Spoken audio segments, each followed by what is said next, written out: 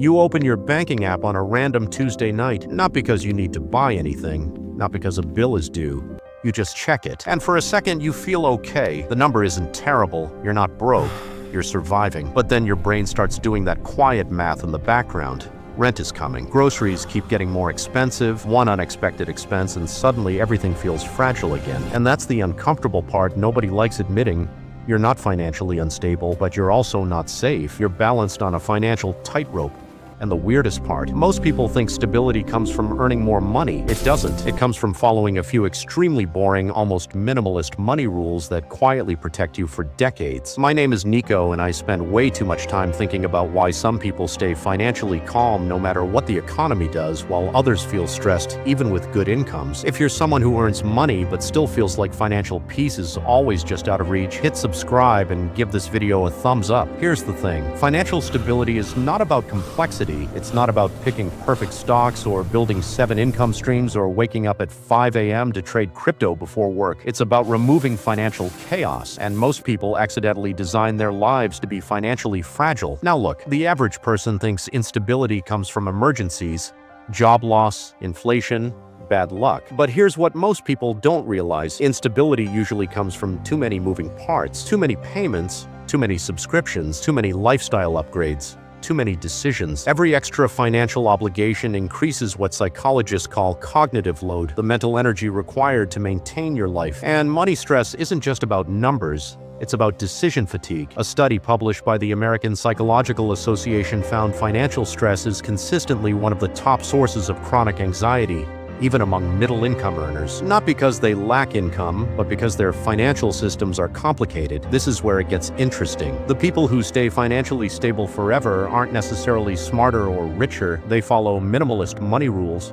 Not minimalism like living in an empty apartment with one chair. Minimalism as in fewer financial decisions, fewer risks, fewer ways to fail. Rule number 1 is deceptively simple. Your lifestyle should grow slower than your income. Now you might be thinking, yeah, obviously, but almost nobody actually does this. You get a raise, your apartment upgrades, your car upgrades, your food upgrades, your expectations upgrade, your happiness spikes for about 3 months.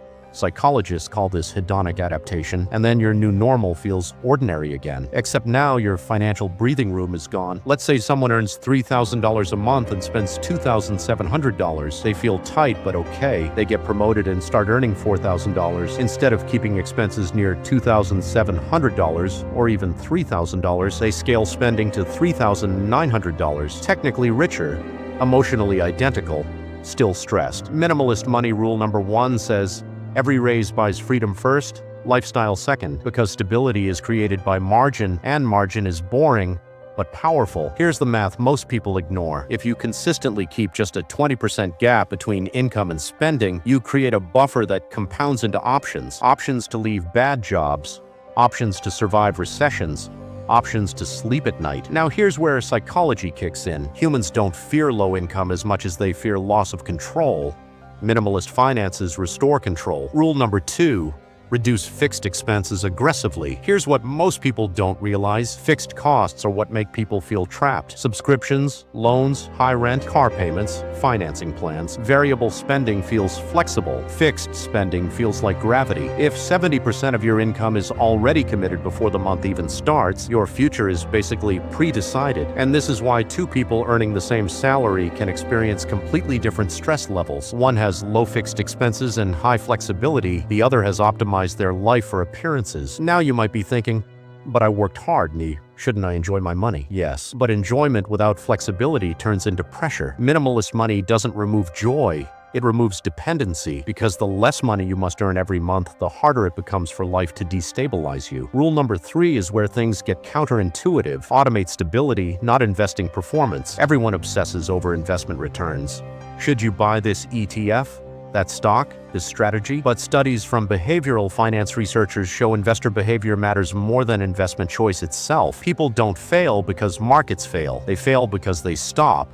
They panic sell, they forget to invest, they interrupt consistency. Minimalist rule number 3 says, remove yourself from the process. Automatic transfers, automatic investing, automatic savings. Because discipline is unreliable, Systems are permanent. Let me show you something shocking. If someone invests $300 per month starting at age 25 with an average 8% return, by age 60 they end up with roughly $680,000.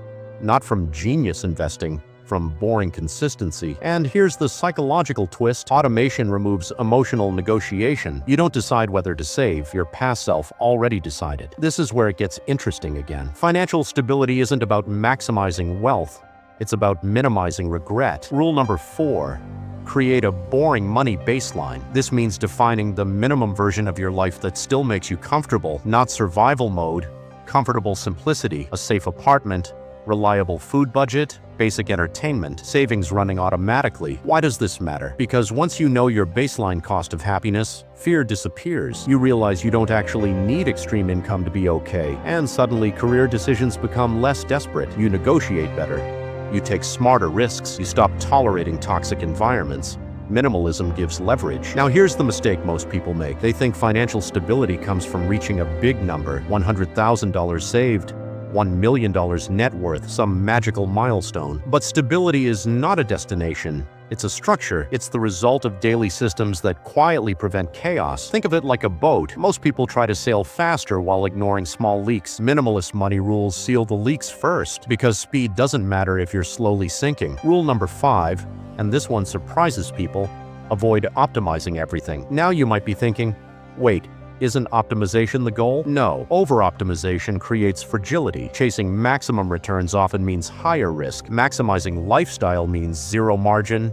Maximizing productivity means burnout. Stable people optimize for resilience instead.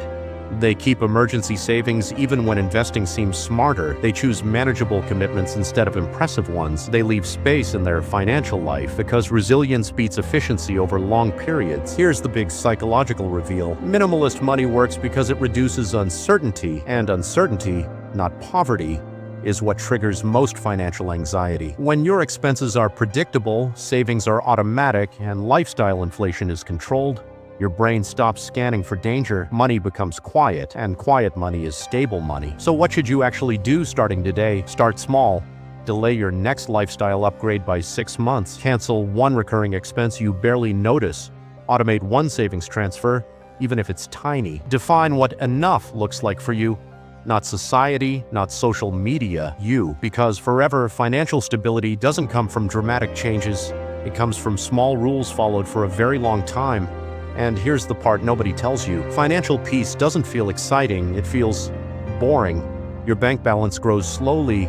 Emergencies stop feeling catastrophic. Money conversations stop causing anxiety. Nothing dramatic happens, and that's exactly how you know it's working. Because the real goal isn't to think about money all the time. The real goal is to build a system so simple and stable that eventually you barely have to think about it at all. And once you reach that point, something strange happens. You stop chasing money for survival and start using it as a tool for freedom. That's when stability quietly turns into confidence, and confidence, not income, is what actually makes you feel rich. If this video changed how you think about money, hit subscribe and give it a thumbs up, because real financial stability isn't built overnight. It's built one smart decision at a time. And share this with someone who needs less money, stress, and more peace of mind. I'll see you in the next one.